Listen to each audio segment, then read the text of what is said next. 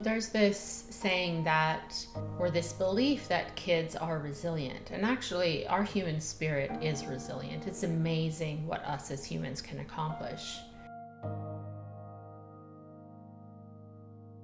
But like adults, children cope until they can't anymore. And we are living in a world where there is so much chaos, so much trauma, and such a lack of skills to really meet our emotional, mental, spiritual needs. Why this is so important, why meditation, and especially these 3 particular meditations, are so important. That it's kind of the norm right now for teenagers to be on medications. Suicide rates are higher than they've ever been. I mean, in these current times, we're really being locked down, locked in, out of touch, faceless.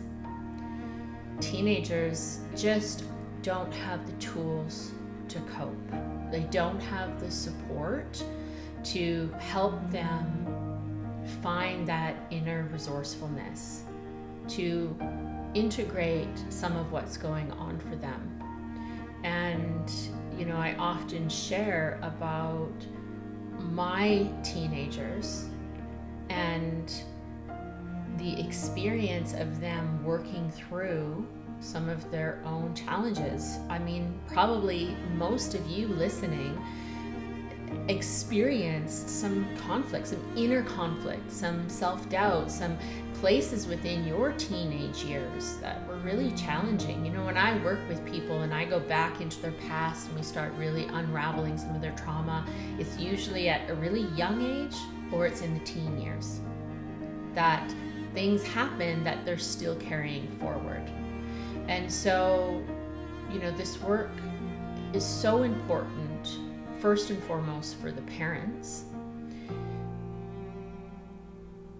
and all the way through. And right now, it's so vital for teens to be able to learn how to cope with all of the extra challenges. My 20-year-old recently said to me, "Man, it's amazing how my brain seems to be functioning different." He's just turning a corner where his brain is coming together. I mean, even just when you look into the science, behind the brain and what happens in the teen years is so significant that it just makes sense to be able to find that inner stillness, that inner sense of peace and joy, and to understand what's going on from such a different level at a time when their brains are going through so many changes and their emotions and their hormones are going through so many changes.